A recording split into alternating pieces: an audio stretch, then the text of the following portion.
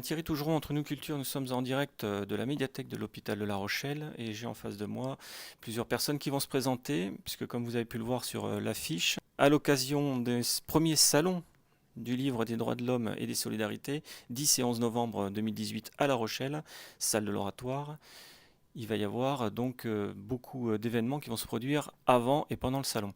Alors j'ai en face de moi Jean-Marie Arcier qui va se présenter. Bonjour. Bonjour, bonjour à tous et à toutes. Jean-Marie Arcier, président actuel de la Ligue des droits de l'homme de La Rochelle-au-Nice, association qui a 120 ans cette année et qui, à la demande de la municipalité de La Rochelle, de son élu Yefri Benzerga, organise le premier salon du livre des droits de l'homme et des solidarités, euh, avec en thème principal les, euh, les 70 ans de la promulgation de la Déclaration universelle des droits de l'homme. Nous avons la chance et l'honneur d'accueillir Xavier Emmanueli, qui se trouve être le fondateur du SAMU social international, qui est ancien secrétaire d'État du gouvernement, chargé des solidarités. Et c'est pourquoi nous avons invité le SAMU social Rochelet à ce salon, ce premier salon du livre des droits de l'homme et des solidarités. Et ça tombait parfaitement en termes de chronologie, en timing, puisque le SAMU social organise sa campagne d'hiver du 1er au 11 novembre. Mais Jean-Michel de Bernard va vous expliquer tout ça. Merci, Monsieur le Président Arcier. Oui, effectivement, le 1er novembre est une date fatidique pour nous. Alors même si, vous vous en doutez bien, la précarité, c'est toute l'année, j'ai envie de dire qu'il y a même probablement beaucoup plus de personnes dans la rue en été qu'en hiver, seulement les conséquences ne sont pas les mêmes. Et traditionnellement, du 1er novembre au 31 mars, nous entrons dans ce qu'on appelle la période hivernale. Donc ça demande pour le SAMU social, entre autres, mais particulièrement pour lui qui va au-devant des personnes, qui les rejoint où elles sont, c'est-à-dire dans la rue, dans les squats, dans leurs abris de fortune. C'est l'obligation pour le SAMU social à installer les personnes qui ne souhaitent pas rejoindre les dispositifs prévus à cet effet, de les installer le plus confortablement, c'est peut-être pas le bon mot, enfin le moins inconfortablement possible plutôt, et de veiller à préserver leur santé et leur intégrité physique. Alors pour ce faire, rien de tel qu'une couverture, effectivement, qui conforte un peu la personne pour qu'elle puisse passer la nuit. Rien de tel qu'une paire de gants, un cache-col, une paire de chaussettes. Ça paraît anodin pour nous, une paire de chaussettes, mais c'est une denrée rare et précieuse dans la rue. Voilà, et on s'est dit que peut-être pour nous c'était l'occasion de bénéficier de cet appel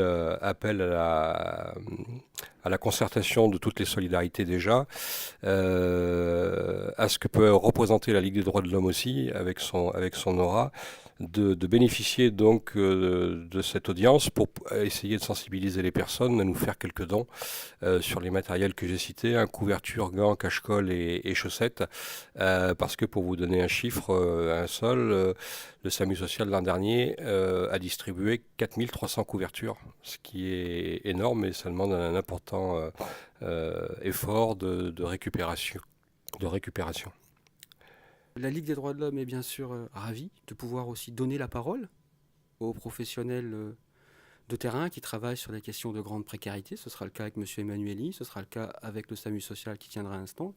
Et ça fait partie aussi des fonctions d'un salon du livre, tel que celui-là, et on est vraiment très content de pouvoir le faire. On est très content aussi de pouvoir bénéficier de l'aide généreuse des médiathèques municipales, de la médiathèque Michel Crépeau et des librairies qui ont accepté d'accueillir comme on la collecte dans leur établissement, dans leurs locaux, en acceptant qu'un point de collecte qui soit aménagé, afin que, je le répète, on peut y apporter des couvertures, des gants, des chaussettes, ce genre de choses. Je profite de l'occasion pour exprimer les inquiétudes de la Ligue des droits de l'homme concernant peut-être un certain nombre de choses, à savoir que régulièrement en France, des arrêtés anti-mendicité sont demandées par des élus, etc., parfois mis en place, que partout où elle le peut, la Ligue des droits de l'homme intervient sur ces questions pour essayer de privilégier le dialogue et pour essayer de privilégier l'écoute, etc., concernant les difficultés qu'il peut y avoir dans la rue. Voilà, c'est une chose. On exprime aussi nos grandes craintes dans la mesure où, par exemple, un pays comme la Hongrie, qui, faut-il le rappeler, fait partie de l'Europe, vient de promulguer une loi nationale qui interdit aux gens de dormir dans la rue, simplement. C'est effroyable. Ça nous ramène au 19e, au début du 20e siècle. Si vous avez l'occasion de lire un livre de Jack London qui s'appelle Ceux d'en bas, il explique très bien, et il explique aussi dans le détail ce que cela peut avoir comme conséquence pour les personnes qu'on vient houspiller, qui dorment simplement dans un Porsche ou quoi, qui le lendemain ont rendez-vous éventuellement pour un emploi et qui sont réveillés 3, 4 fois dans la nuit, que l'on repousse, que l'on réveille et qui, de ce fait, se retrouvent à un entretien d'embauche en n'ayant quasiment pas dormi de la nuit. C'est un cycle infernal, ça a des conséquences extrêmement importantes. Donc voilà, quelque chose qui se passe en Hongrie, et il est hors de question de faire en sorte que ce genre de choses puisse infuser, j'ai envie de dire, d'autres États, la France, etc., ou la pensée des décideurs politiques. En tout cas, c'est notre point de vue. Voilà. Oui, alors cette collecte, comment concrètement y participer? Eh bien, en se rapprochant des médiathèques municipales, comme l'a dit Claude Barbosa, de la médiathèque Michel Crépeau, où nous aurons des conteneurs repérables et visibles et lisibles au nom du SAMU social. Dans les librairies aussi, qui acceptent de participer. Et puis en point d'orgue aussi, le fameux salon du livre, auquel le SAMU social participera, aura un stand et se fera un plaisir alors de recueillir des couvertures, mais aussi peut-être d'échanger avec vous sur la situation de ces personnes qui souffrent cruellement dans la rue. La possibilité aussi peut-être d'échanger sur le bénévolat, parce que le SAMU social ne serait rien sans la Ligue des droits de l'homme et les associations analogues qui militent, sans les caritatifs qu'on oublie souvent et qui nous aident beaucoup à ce que les choses du quotidien puissent se mettre en place autour des personnes démunies. Et puis, j'ai envie d'insister aussi sur les bénévoles. Les bénévoles, il y a toujours un bénévole dans le bus du SAMU social, on y tient.